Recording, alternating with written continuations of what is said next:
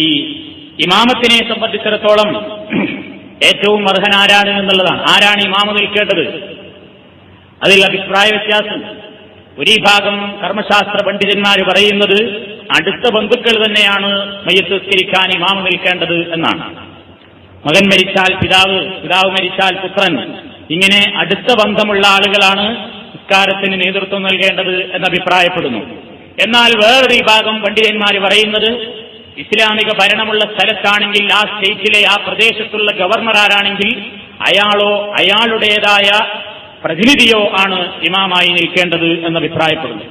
അതിനവർ തെളിവ് പറയുന്നത് അബൂ ഹാസിം റളിയല്ലാഹു തആല അൻഹു എന്ന അദ്ദേഹം പറയുന്നു, ഇന്നീല ഷാഹിദുൻ യൗമ മാത്തൽ ഹസൻ ഇബ്നു അലി, ഹസൻ റളിയല്ലാഹു തആല അൻഹു മരണപ്പെട്ടപ്പോൾ ഞാൻ അവിടെ ഉണ്ടായിരുന്നു. അബൂ ഹാസിം പറയുന്നു, ഫറഅയ്തുൽ ഹുസൈൻ ഇബ്നു അലി, ഹുസൈൻ ഇബ്നു അലി ആ സമയത്ത് അദ്ദേഹത്തെ ഞാൻ കണ്ടു. യഖൂലു സഈദ് ഇബ്നുൽ ആസ്, സഈദ് ഇബ്നുൽ ആസ് റളിയല്ലാഹു തആല അൻഹുവിന്റെ ചുമലിൽ ഇങ്ങനെ കൈവച്ചുകൊണ്ട് പറഞ്ഞു, തഖദ്ദം, നിങ്ങൾ നിസ്കരിക്കുക.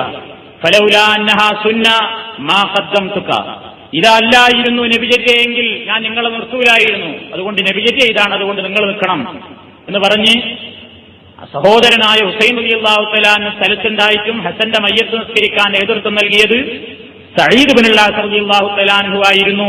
ആരായിരുന്നു അന്ന് സഈദ്? വസഈദ് അമീറുൻ അലൽ മദീന യൗമൈദിൻ, അന്നത്തെ മദീനയിലെ ഗവർണറായിരുന്നു അദ്ദേഹം എന്നാണ്. ഈ ഹദീസ് ഹാക്കിമും ബൈഹഖിയും റിപ്പോർട്ട് ചെയ്തിട്ടുണ്ട്.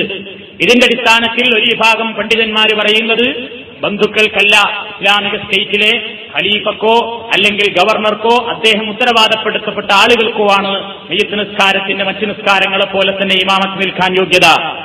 എന്നാൽ മറ്റൊരു വിഭാഗം പറയുന്നത് പരിശുദ്ധ ഖുർആനിൽ ഉലുൽ അർഹാമി ബഅദുഹും മൗലാ ബഅദിൻ, രക്തബന്ധുക്കളാണ് ചിലരിൽ ചിലരേക്കാൾ അർഹതപ്പെട്ടത് എന്നുള്ള തത്വം എല്ലായിടത്തേക്കും ബാധകമാണ്.